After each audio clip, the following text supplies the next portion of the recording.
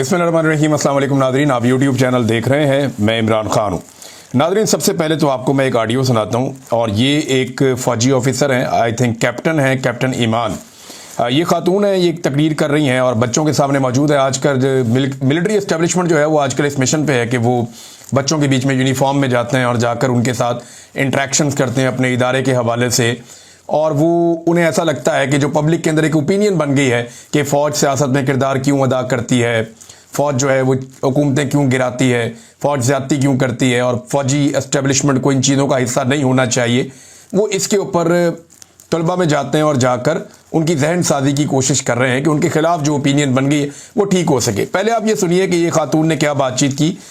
ये गालिबन कैप्टन है, कैप्टन ईमान, और ये पाक फौज से इनका ताल्लुक है। इन्होंने बातें क्या की, पहले आप वो बातें सुने, फिर हकायक मैं आपके सामने रखता हूँ। आपको पता है पाकिस्तान आर्मी में ना एक बड़ा इंपॉर्टेंट कोर्स होता है स्टाफ कॉलेज का। उसमें एक किताब है 1971, 1965 है, एक एग्जाम की किताब में। और उस किताबों में क्या है, अपनी तारीफें नहीं है, क्या है उन किताबों में, अकाउंटेबिलिटी है, हर चीज की अकाउंटेबिलिटी है। And every officer of Pakistan army goes through that book. Why? सबसे पहली बात, सेल्फ अकाउंटेबिलिटी है इस इदारे में। नंबर 2, मैंने ये नहीं कहा कि आर्मी जो भी करती है सही करती है, मैंने कहा जो करती है वो पब्लिक इंटरेस्ट में करती है। हमें से कुछ लोग होते हैं ना वैलिडेशन चाहते हैं हर वक्त, लेकिन आप में से वो स्ट्रॉन्ग लड़की कौन होती है जिसको हर कोई आइडियलाइज कर रहा होता है क्लास? यार ये लड़का जो है ना, ये नडर है। वो कौन होते हैं? जिनको वैलिडेशन नहीं चाहिए होती, जिनको अपने दिमाग में पता होता है what is right and what is wrong. Where we stand today, is it because of Pakistan Army? No, it's not. Where we stand today is the collective effort of every institute.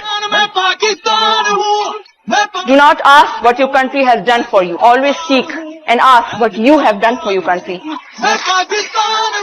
अच्छा जी, इसमें बड़ा ज़बरदस्त पीछे music भी साथ चलाया जा रहा था। ये खातून एक्चुअली क्या कह रही हैं, इनके 2-3 पॉइंट बड़े इंपॉर्टेंट हैं। एक तो ये कह रही हैं कि सेल्फ अकाउंटेबिलिटी है पाकिस्तान की फ़ौज में, और वो स्टाफ कॉलेज के अंदर जो किताबें पढ़ाई जाती हैं 1965 की जंग पे, 1971 की जंग पे, उन किताबों के अंदर सेल्फ अकाउंटेबिलिटी है, यानी एहतसाब का अमल है, फ़ौज का एहतसाब हो। एक तो मैं जानना चाहूँगा कि जो 1971 की जंग के हवाले से जो किताब पढ़ाई जाती है स्टाफ कॉलेज में, उसमें जो अकाउंटेबिलिटी वाला या एहतसाब वाला चैप्टर है, ज़रा वो कौम के सामने लेकर आए ना, कौम को पता चले कि उस वक्त आपने क्या गलत किया था। देखिए, उस वक्त मुल्क टूट गया था, पाकिस्तानी फ़ौज ने तारीख का एक बदतरीन सरेंडर किया था, और ये बड़ा खौफनाक सरेंडर था।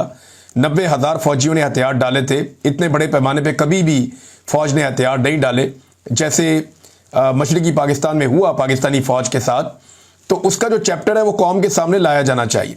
एक तो हमूद रहमान कमीशन की रिपोर्ट है और उसमें लिखा हुआ है कि कौन कौन रिस्पॉन्सिबल था उस वक्त के जो मिलिट्री डिक्टेटर याह्या खान ने कैसे पाकिस्तान को 2 टुकड़े किया, और उनकी अपनी तरजीहात उस वक्त क्या थी, उस पर दर्जनों किताबें छप चुकी हैं।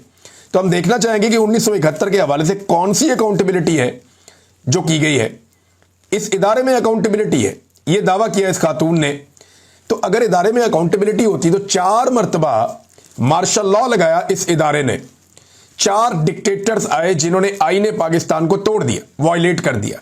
क्या उनकी अकाउंटेबिलिटी इस इदारे ने की? नहीं की। इस इदारे ने बार बार हुकूमतें बनाई और हुकूमतें गिराई। क्या अकाउंटेबिलिटी हुई? नहीं हुई। जबरी तौर पे इंसानों को लापता किया गया, क्या अकाउंटेबिलिटी हुई? नहीं हुई। बेशुमार चीजें इस इदारे ने की, यानी पॉलिटिकल पार्टियां बनाते हैं, फिर सियासत के अंदर इन्वॉल्वमेंट करते हैं, तो हर चीज में जो इन्वॉल्वमेंट है वो गलत है ना। तो कभी कोई अकाउंटेबिलिटी हुई? कोई अकाउंटेबिलिटी नहीं हुई, बल्कि परवेज मुशर्रफ को सजाए मौत दी गई, फांसी की सजा उनके मरने के बाद, और यह भी कहा गया इनकी लाश को लटकाओ। तो क्या कोई अकाउंटेबिलिटी हुई? बल्कि उस जज को निशाने इबरत बनाना शुरू कर दिया जिस जज ने यह फैसला दिया था। तो सेल्फ अकाउंटेबिलिटी वाली जो कहानी है, इदारे के अंदर कोई अकाउंटेबिलिटी अपने उनके मैकेनिज्म सिस्टम चल रहा है, वहां पे कोई है तो है, लेकिन जो कुछ मिलिट्री एस्टेब्लिशमेंट ने पाकिस्तान के साथ जुल्म और जबर किया है, जिस तरह पाकिस्तान की सियासत को रोंदा है, जिस तरह पाकिस्तान में इंसानी हकूक को तबाह बर्बाद किया है, उसके ऊपर तो आज तक कोई अकाउंटेबिलिटी नहीं हुई। अगर अकाउंटेबिलिटी होती तो पहले के बाद दूसरा डिक्टेटर आता ही ना। अयूब खान के बाद याह्या खान, याह्या खान के बाद ज़िया-उल हक के बाद परवेज मुशर्रफ, और उसके बाद पीछे बैठकर तो मार्शल लॉ लगातार चल रहा है। इमरान खान साहब आज के दौर को भी मार्शल लॉ कहते हैं। तो सेल्फ अकाउंटेबिलिटी वाला मामला जो खातून ने कहा, यह माशरत उलूम की किताबों में पढ़ना तो अच्छा लगता है, लेकिन आजकल के बच्चे बेवकूफ़ नहीं है, ये बाशऊर लोग हैं, ये अवेयर्ड है हालात से, इन्हें पता है कि क्या हुआ है पाकिस्तान में। ये माशरत उलूम की आपकी किताबों पे और घिसे पटे लेक्चर्स के ऊपर बिलीव नहीं करेंगे, चाहे वो कोई खातून दे, चाहे वो कोई हजरत दें, चाहे जितने मर्जी अच्छे एक्शन के साथ दें, फर्क नहीं पड़ेगा, क्योंकि फर्क पड़ेगा एक्शन के साथ। फर्क पड़ेगा तब जब आप अच्छे तरीके से अपना काम करेंगे, सिर्फ अपना काम। दूसरा इनका जो दावा था वो ये था कि आर्मी जो भी करती है अच्छा बुरा, ये पब्लिक इंटरेस्ट में करती है। आर्मी होती कौन है ये डिसाइड करने वाली कि पब्लिक इंटरेस्ट क्या है? पहला सवाल तो ये है। आपको तो ये इख्तियार ही नहीं दिया हुआ आइन ने कि आप अवामी मफाद का तायुन करें। यानी सिंपल ये है कि खातून ने इतना बड़ा एतराफ़ जुर्म कर लिया कि फौज जो भी करती है वो करती है पब्लिक इंटरेस्ट में। आपको तो किसी ने कहा ही नहीं कि आप पब्लिक इंटरेस्ट में काम करें, आपने तो सिर्फ फॉलो करना है। आप तो एक तनख्वाहदार तबका है ना आपका, आप लोगों को कौम तनख्वाह देती है और आपको सिक्योरिटी की ड्यूटी दी हुई है, तो वहां पे आपको जो जो कहा जाएगा वो ड्यूटी आप करेंगे और आप सिविलियन हुकूमत के अंडर काम करेंगे। जैसे कि कायद-ए-आज़म मोहम्मद अली जिन्ना ने कहा था, आप खुद से कैसे तायुन करने लग गए कि पब्लिक इंटरेस्ट क्या है? आप खुद से कैसे ये फैसले करना शुरू हो गए कि अवामी मफाद में हमने ये करना है, ये करना है, ये करना है? ये जो इलेक्शन चोरी होता है, क्या ये अवामी मफाद में होता है? क्या ये जबरी तौर पे इंसानों को, सहाफ़ियों को, शायरों को लापता किया जाता है, क्या ये कौमी मफाद में होता है? क्या फार्म 47 की जाली हुकूमत जो बनाई गई है ये कौमी मफाद में बनाई गई है? क्या जो मार्शल लॉ लगाए गए हैं ये कौमी मफाद में लगाए गए हैं?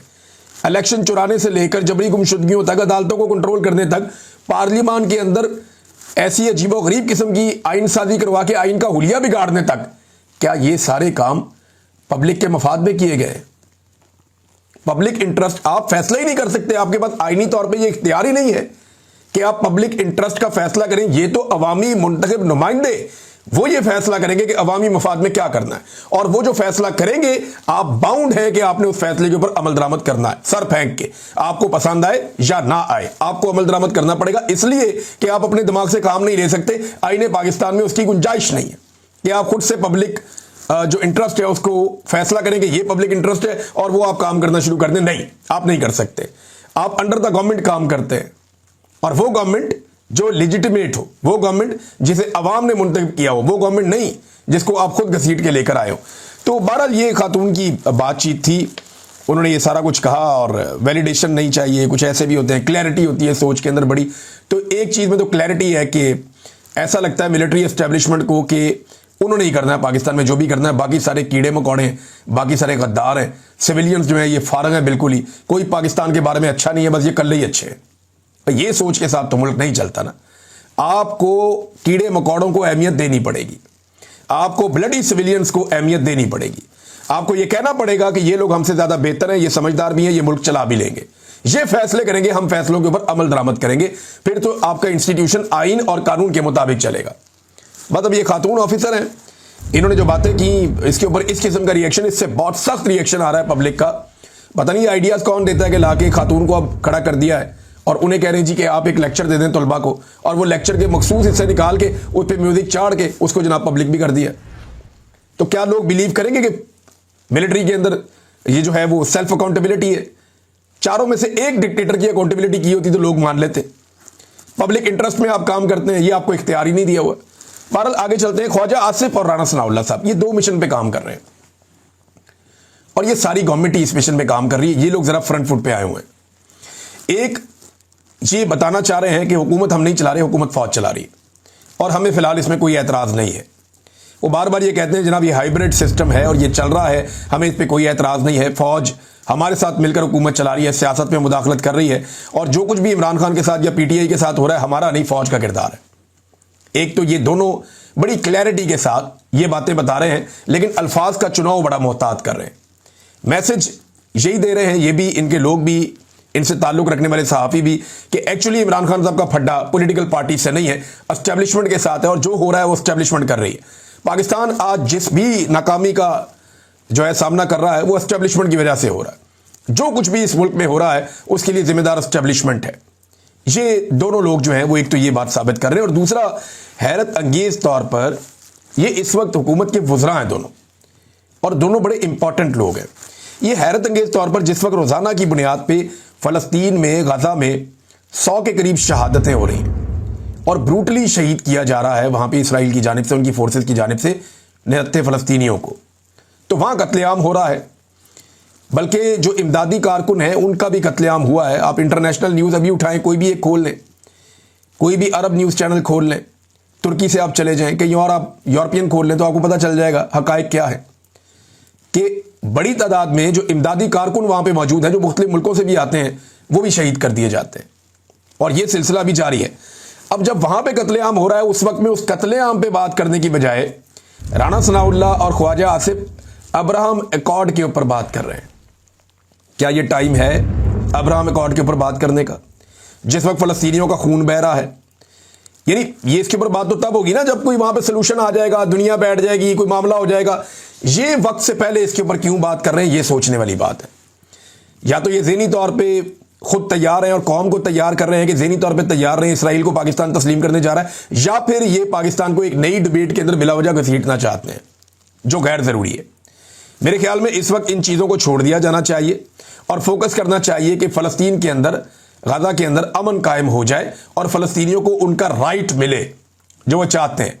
ये बहुत दूर की बातें हैं, लेकिन अभी इन बातों को छेड़ने का मकसद कोई समझ नहीं आ रहा, जानबूझ के इन चीज़ों को छेड़ा जा रहा है। हालांकि जनरल बाजवा ये फैसला कर चुके थे, वो ये फैसला कर चुके थे कि पाकिस्तान इसराइल को तस्लीम करने वाली साइड पे जाएगा, और वो ये बातें सहाफ़ियों के साथ, लोगों के साथ करते भी थे। इमरान खान साहब ने इस बात को माइंड किया था। अब इमरान खान साहब के साथ जो हो रहा है वो आपके सामने है। नाज़रीन, एक स्कैंडल है मेरे पास, और ये एक बड़ा स्कैंडल है। ये तकरीबन 3 स्कैंडल्स की एक सीरीज़ है जो मैं आपके सामने रखूंगा, और ये स्कैंडल सबसे पहले मैं आपके सामने रखने जा रहा हूं। ये अब बड़ी बड़ी गाड़ियां देखते हैं ना सड़कों पे चलते हुए, ये बहुत महंगी गाड़ियां होती हैं। इनमें 5 करोड़ से 10 करोड़ तक, बाद गाड़ियां इससे भी ज़्यादा महंगी होती हैं। और ये खासतौर पे जो बड़ी बड़ी जीपें, SUVs, इनकी कीमत बहुत ज़्यादा होती है। जिस गाड़ी के ऊपर एक्साइज का नंबर नहीं होता ना, वो पकड़ी जाती है।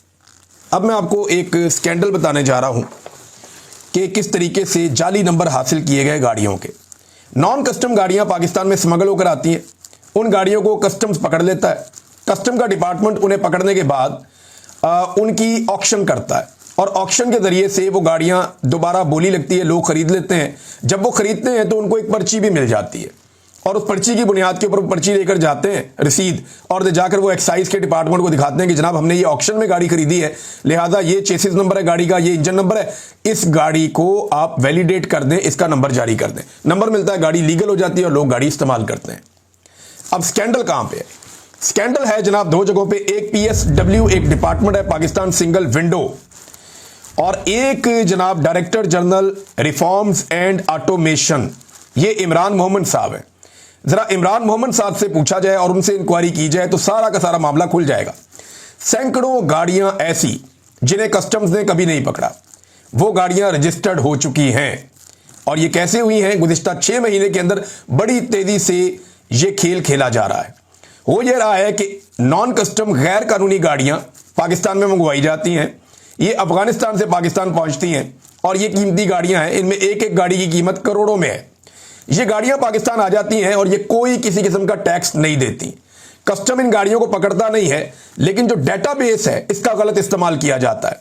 डेटाबेस के जरिए से जाली एंट्रियां कर दी जाती हैं और की जा रही हैं कस्टम के सिस्टम के अंदर। अच्छा, जिस ऑफिसर का वो आईडी है ना, उसको भी नहीं बाद औक़ात पता होता कि उसके आईडी को इस्तेमाल करते हुए खोला गया है, और डेटाबेस इस्तेमाल करने वालों ने पीछे से, जो पाकिस्तान सिंगल विंडो वाले हैं, उन्होंने मिल मिला करके director general reforms and automation का जो इमरान मोहम्मद साहब का सिस्टम है, उसके साथ ये करते ये है कि ये चुप करके उसके अंदर एंट्री डाल देते हैं और गैर कानूनी गाड़ी को लीगल करके एक पर्ची जारी कर देते हैं। किसी को कानो कान खबर नहीं होती। सैकड़ों गाड़ियों का ये कर दिया गया है। पाकिस्तान के खजाने को अरबों रुपए का नुकसान पहुंचा दिया इन लोगों ने। इसकी इंक्वायरी करवा लें आप।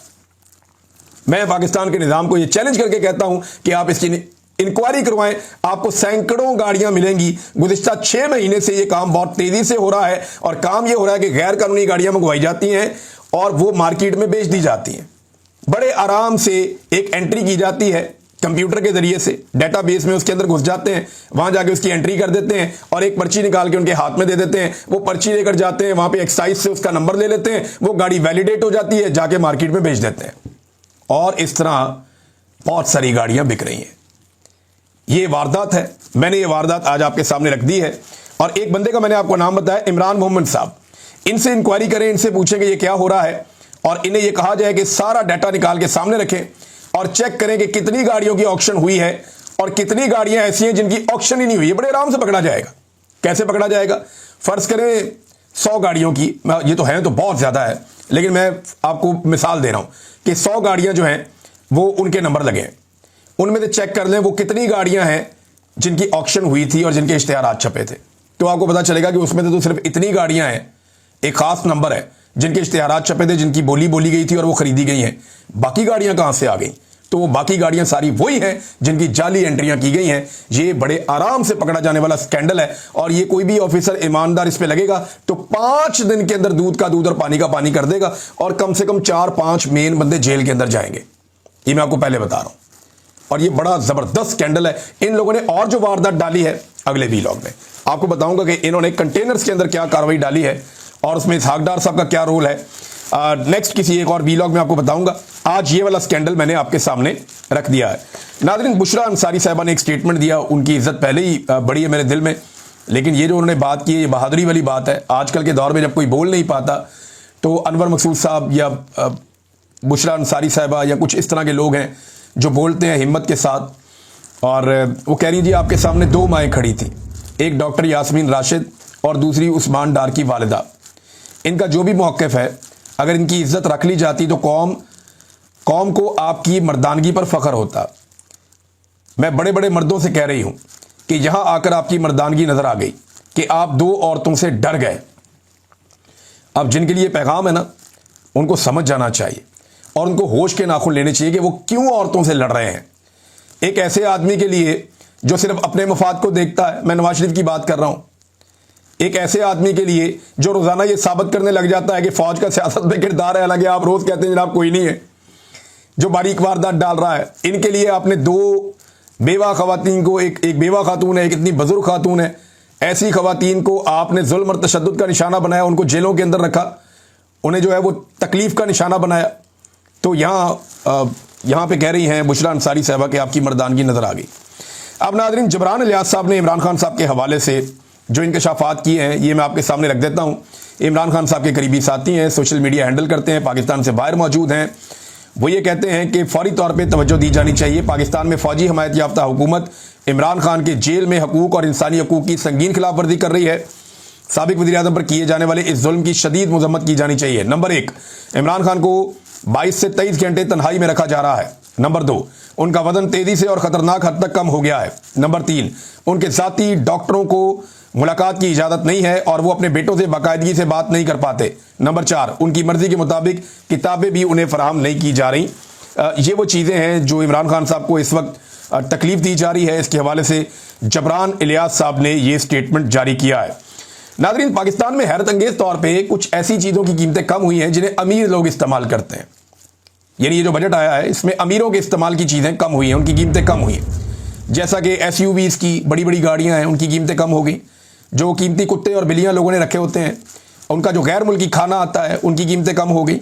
गैर मुल्की पनीर जो आता है उसकी कीमत कम हो गई। मछली, चिकन, चश्मे, ऐसी सैकड़ों चीज़ें जो बैरून मुल्क से पाकिस्तान में आती हैं उन पे ड्यूटियाँ कम की गई हैं ताकि अमीर आदमी के लिए थोड़ी सहूलत पैदा हो जाए, जो अलीट क्लास है उसे सहूलत मिल जाए। जबकि गरीब के इस्तेमाल वाला घी, चीनी, तेल ये बदस्तूर महंगे हैं और महंगे रहेंगे। इनके ऊपर किसी किस्म की ना सब्सिडी दी गई है ना इनके ऊपर किसी किस्म की सहूलत दी गई है। ये चीज़ें पहले भी महंगी थी, ये चीज़ें अब भी महंगी हैं। नाज़रीन, खैबर पख्तूनख्वा की जो एक इकट्ठ हुआ खैबर पख्तूनख्वा में पाकिस्तान तहरीक इंसाफ का, खैबर पख्तूनख्वा ने एक्चुअली उसकी सदारत की है। अली अमीन गंडापुर साहब वहाँ मौजूद थे, सलमान अकरम राजा साहब मौजूद थे, बैरिस्टर गौर साहब मौजूद थे और मेज़बानी अली अमीन गंडापुर के पास थी। तो यहाँ पे बहुत सारे लोगों ने बहुत सारी इख्तलाफी बातें की हैं और अपनी अपनी भड़ास निकाली है। कई लोगों ने कहा जी पंजाब नहीं निकलता, पंजाब वालों ने कहा जी हमारे ऊपर जुल्म और फस्तागियत इतनी है कि आप सोच भी नहीं सकते। कई लोगों ने कहा जी हमें गद्दार क्यों कहा जाता है। उन्होंने कहा जी अब देखिए ये खैबर पख्तूनख्वा की हुकूमत की चंद गलत पॉलिसीज़ की वजह से बहुत सारे लोग निशाना बने। ऐसे लोग भी जो इमरान खान के लिए बड़ी कुर्बानियाँ दे चुके हैं, वो बेचारों को निशाना बनाया गया, वो भी अपने गिले और शिकवे कर रहे थे।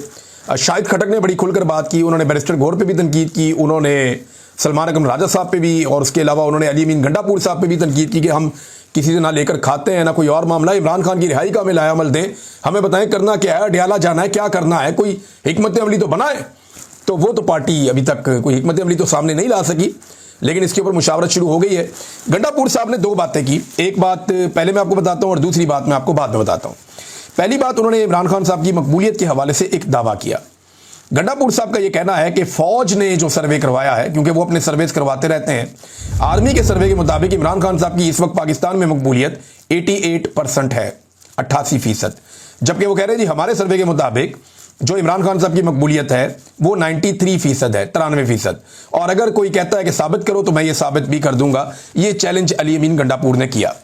अली अमीन गंडापुर ने ना एक और बड़ा खौफनाक चैलेंज किया है। ये चैलेंज मुझे समझ नहीं आया उन्होंने क्यों किया।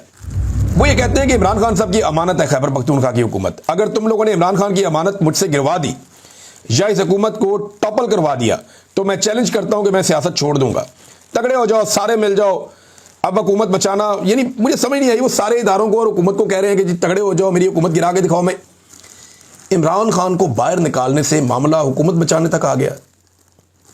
देखिए यहां पे पाकिस्तान तहरीक इंसाफ के पास अक्सरियत है, कोई फॉरवर्ड ब्लॉक बनता हुआ नजर नहीं आ रहा। लोगों को तोड़ने की कोशिश की जाएगी आने वाले दिनों में, जो टूटेगा वो अपनी सियासी कबर खोद लेगा। खैबर पख्तूनख्वा के अवाम उसको नहीं छोड़ेंगे, ये बात तो लिखी पड़ी है। सवाल ये पैदा होता है कि जो तहरीक चल रही थी इमरान खान साहब को बचाने के लिए, जो चैलेंज करना था कि इमरान खान को निकालना है बाहर, इतने अरसे में मैं बाहर निकाल लूंगा, इमरान खान की रिहाई से बात यहां तक आ गई कि अब हुकूमत आप हमारी गिरा के दिखाएं, हुकूमत नहीं हम गिरने देंगे। भाई ये हुकूमत लोगों ने दी किस लिए थी? लोगों ने तमाम हुकूमतें पाकिस्तान तहरीक इंसाफ को इसलिए दी थी कि इमरान खान को रिहा करवाया जाए। इसके अलावा तो लोगों की कोई और दिलचस्पी नहीं थी, ना लोग कुछ और पूछते हैं।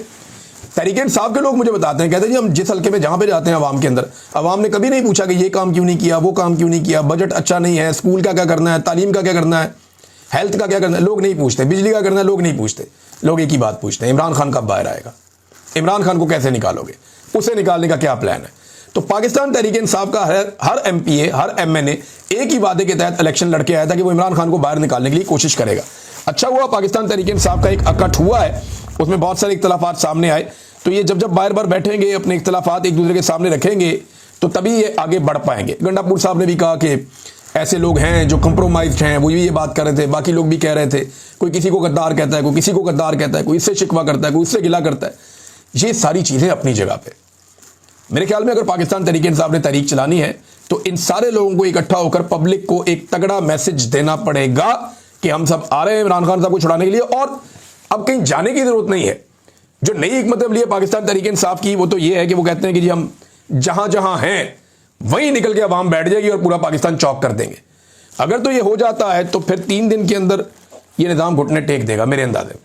अगर तो पूरा पाकिस्तान निकलकर बाहर बैठ जाता है, यानी कराची के शहरी निकले अपनी अपनी सड़कों पे बैठ जाएं बाहर आके, हम नहीं करते काम, अब कुछ नहीं होगा, हम इधर ही बैठे हैं, राशन जमा कर लें, पहले अनाउंस कर दें, आकर बैठ जाएं सड़कों के ऊपर। इस्लामाबाद के शहरी इस्लामाबाद में निकल के बैठ जाएं, रावलपिंडी वाले वहां निकल कर बैठ जाएं। अपनी अपनी गली मोहल्लों में बाहर निकलने में पुलिस आपको क्या कर सकती? कुछ भी नहीं कर सकती। पुलिस की रेशो तो 200 बंदों पर एक पुलिस वाला भी नहीं है, बल्कि इससे भी कम रेशो है। यह सवाल ही पैदा नहीं होता कि इदारे या कोई आपके सामने आ जाए या आकर खड़ा हो जाए।